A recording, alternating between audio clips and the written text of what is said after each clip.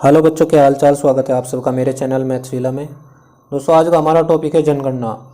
और जनगणना से जुड़े जितने भी क्वेश्चन होंगे वो सब इस वीडियो में आपको देखने को मिलेंगे। पिछले 10 सालों में जितने भी क्वेश्चन जनगणना से पूछे गए हैं या अब तक जो परीक्षा में पूछे जाने वाले हैं वे सब क्वेश्चन आपको इस वीडियो में देखने को मिलेंगे। तो कृपया वीडियो को पूरा देखिए, ध्यान से देखिए। और अगर अभी तक आपने मेरे चैनल को सब्सक्राइब नहीं किया है तो सब्सक्राइब ज़रूर कीजिए। चलिए शुरू करते हैं क्वेश्चन नंबर 1 से। जनगणना की शुरुआत सन 1872 में लॉर्ड मेयो के कार्यकाल में हुई थी। लॉर्ड मेयो के कार्यकाल में सन 1872 में जनगणना की शुरुआत हुई। और जो नियमित जनगणना की शुरुआत हुई थी वो 1881 में लॉर्ड रिपन के कार्यकाल में हुई थी। यानी भारत में वर्तमान में जो जनगणना होती है वो लॉर्ड रिपन के कार्यकाल से ही शुरू हुई थी, 1881 से। लेकिन जो प्रथम जनगणना शुरू की गई थी वो की गई थी सन 1872 से, लॉर्ड मेयो के कार्यकाल से। तो परीक्षा में 2 प्रश्न आते हैं कि भारत में जनगणना की शुरुआत कब हुई थी, सन 1872 में। और अगर नियमित जनगणना की बात है, नियमित जनगणना की शुरुआत कब हुई थी, तो हुई थी आपके 1881 में लॉर्ड रिपन के कार्यकाल में। आगे है 1881 में जनगणना आयुक्त डब्ल्यू प्लोडन थे, जबकि 1951 में स्वतंत्र भारत की पहली जनगणना के समय जनगणना आयुक्त आर ए गोपालास्वामी थे। यानी स्वतंत्र भारत के जो पहले जनगणना आयुक्त थे वो थे आर ए गोपालास्वामी। दशकीय जनगणना की शुरुआत 1790 में अमेरिका में हुई थी। जो दशकीय जनगणना थी यानी 10 साल के बाद जो जनगणना होती है उसकी सर्वप्रथम शुरुआत कहाँ पे हुई थी, 1790 में अमेरिका में हुई थी। आगे है जनगणना 2011 का शुभंकर परगणक शिक्षा थी तथा इसका आदर्श वाक्य हमारी जनगणना हमारा भविष्य था। जनगणना 2011 का अंतिम आंकड़ा 30 अप्रैल 2013 को जारी किया गया, जिसके अनुसार इस आंकड़े के अनुसार क्या हुआ, इस आंकड़े के अनुसार भारत की कुल जनसंख्या 1.21 अरब यानी 121 करोड़ 2011 जनगणना के आंकड़े के अनुसार भारत की जो कुल जनसंख्या थी वो 121 करोड़ या 1.21 अरब है, जिसमें 62.31 करोड़ पुरुष हैं एवं 58.74 करोड़ कितनी हैं, महिलाएं हैं।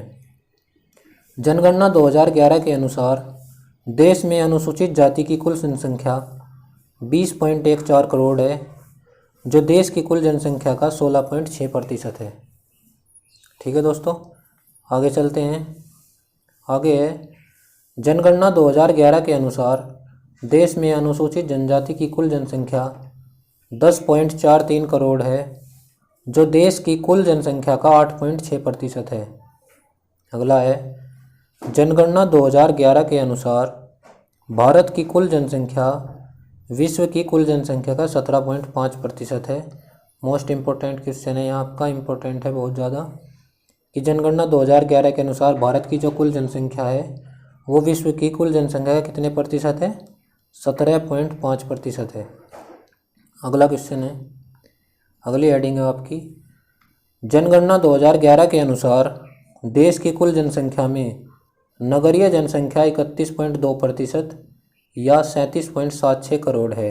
जो नगर में है, जो शहर में रहते हैं लोग, वो कितने हैं, 37.76 करोड़। जबकि ग्रामीण जनसंख्या 83.28 करोड़ है। यानी ग्रामीण में रहने वालों की जनसंख्या जो है ज़्यादा है, जो ग्रामीण में रहते हैं, गांव में जो लोग रहते हैं उनकी जनसंख्या ज़्यादा है। जनसंख्या घनत्व 325 प्रति वर्ग किलोमीटर से बढ़कर 382 प्रति वर्ग किलोमीटर हो गया है।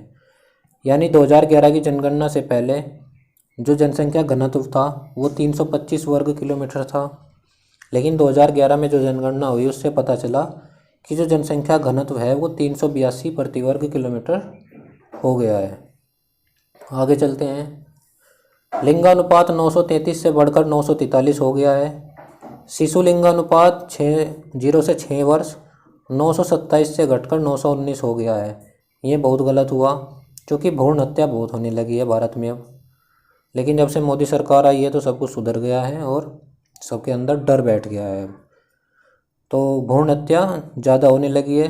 2011 की जनगणना में जो पता चला वो जो शिशु का जो लिंगानुपात है वो 927 से घटकर कितना हो गया है, 919 हो गया है। अनुसूचित जातियों का लिंगानुपात 945 है। अनुसूचित जनजातियों का लिंगानुपात 990 है। यानी ये तो है एससी वालों की, ये एससी है और ये एसटी है। ठीक है, अनुसूचित जनजाति एसटी में 990 है और अनुसूचित जाति जो है वो 945 है।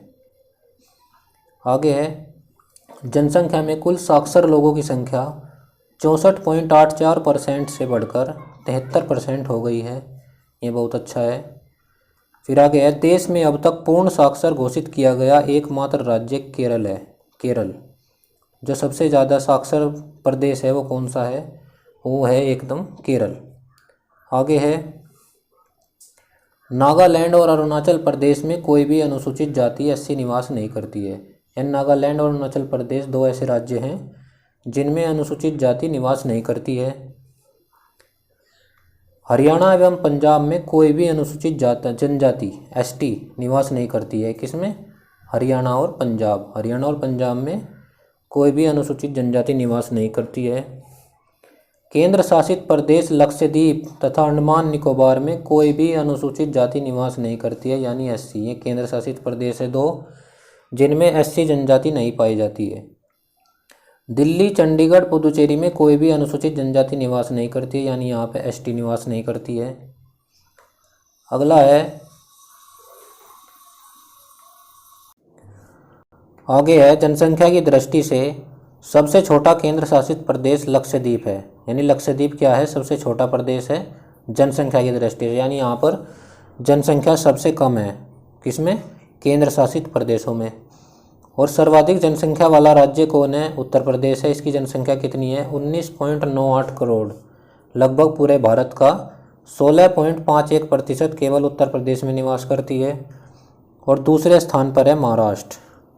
न्यूनतम जनसंख्या वाला राज्य कौन है? सबसे न्यूनतम जो जनसंख्या है वो है सिक्किम में 6.10 लाख और दूसरे नंबर पर है आपका मिजोरम। अगला है, सर्वाधिक जनसंख्या वाला केंद्र शासित प्रदेश, ये है आपका दिल्ली। न्यूनतम जनसंख्या वाला केंद्र शासित प्रदेश ये है लक्षद्वीप। और सर्वाधिक नगरीय जनसंख्या वाला राज्य है, यानी शहरी राज्य को सबसे ज़्यादा जहाँ पर शहर में लोग रहते हैं वो है आपका नंबर 1 पर महाराष्ट्र है और नंबर 2 है उत्तर प्रदेश। इसमें आपको कंफ्यूज नहीं होना है।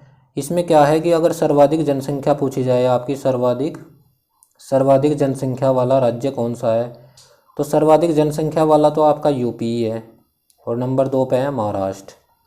लेकिन अगर नगरीय जनसंख्या की बात आए, यानी शहरों में रहने वाले लोगों की बात आए, तो उसमें नंबर 1 पर महाराष्ट्र है और नंबर 2 पर है आपका उत्तर प्रदेश।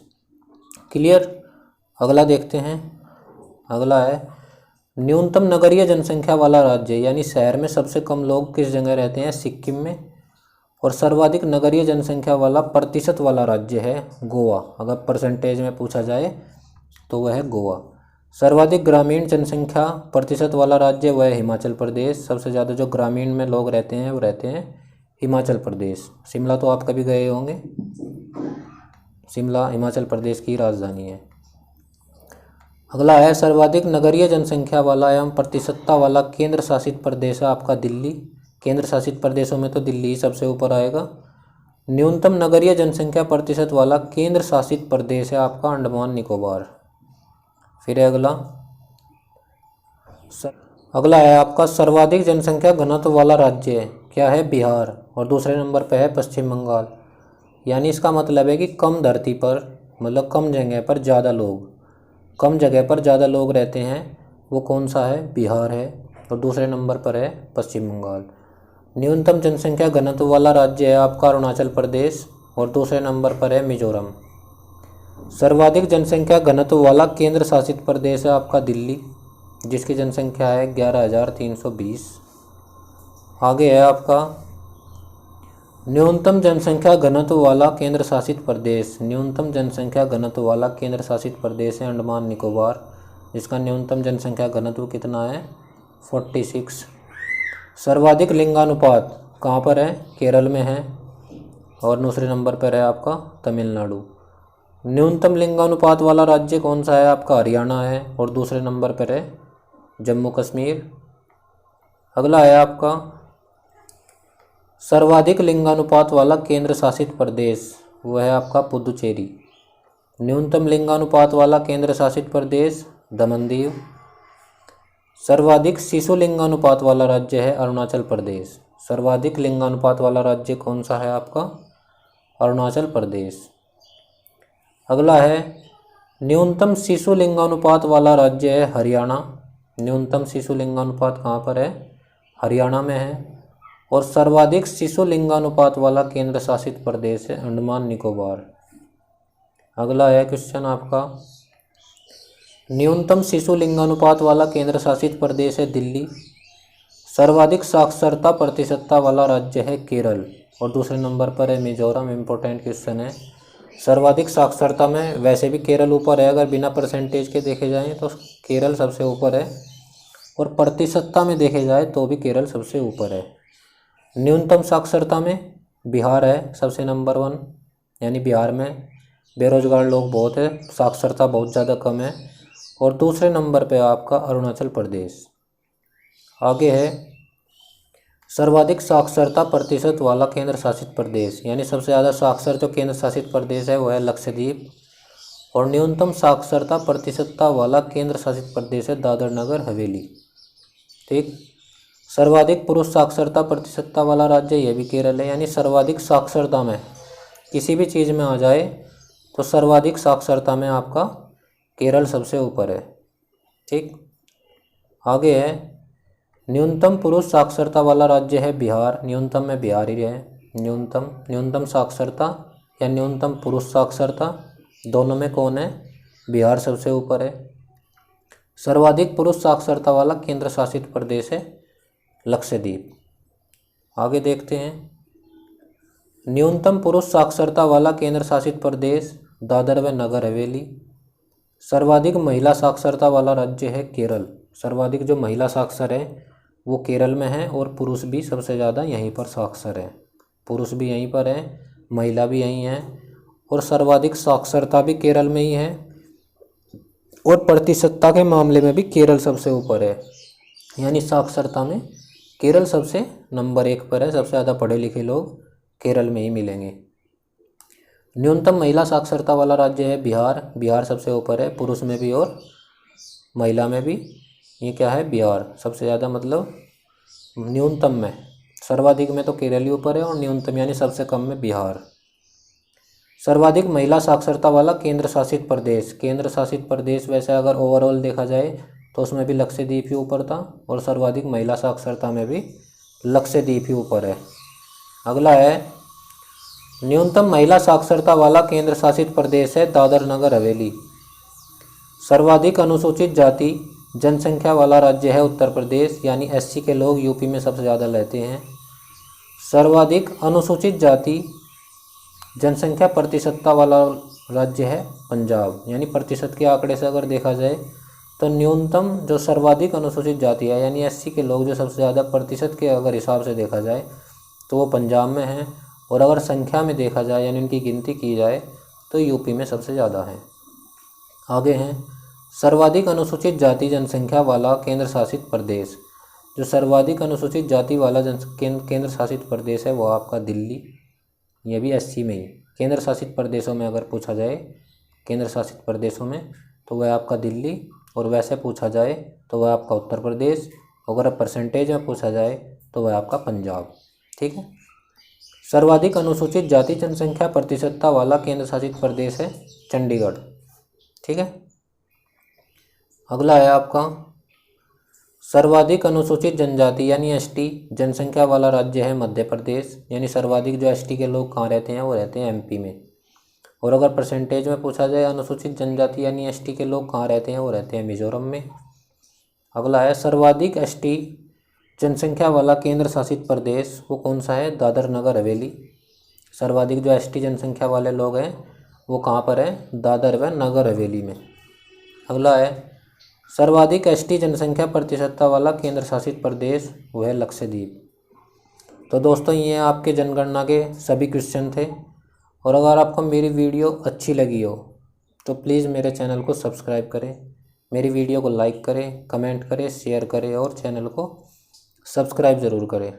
और दोस्तों ऐसी ही धमाकेदार वीडियो आपको देखने को मिलेंगी मेरे इस चैनल पर, तो जुड़े रहिए हमारे साथ और पूरा एंजॉय कीजिए, अपनी पढ़ाई कीजिए, जितना ज़्यादा से ज़्यादा हो सके अपनी पढ़ाई कीजिए।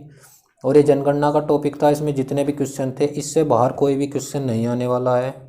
आप मेरी वीडियो को एक बार देख लिए हो या एग्ज़ाम होने से पहले एक बार और देख कर जाओ, बीच में देख लो, ऐसे देखते बस रिवाइज करते रहो वीडियो को, तो आपके ऐसे ही याद हो जाएगी। आपको चाहे नोट्स बनाओ या ना बनाओ, लेकिन अगर आप ऐसे ही वीडियो देखते रहोगे तो आपको सभी क्वेश्चन जो है याद हो जाएंगे। तो दोस्तों आज आपसे विदा लेते हैं और आप सभी का धन्यवाद। जय हिंद, जय भारत।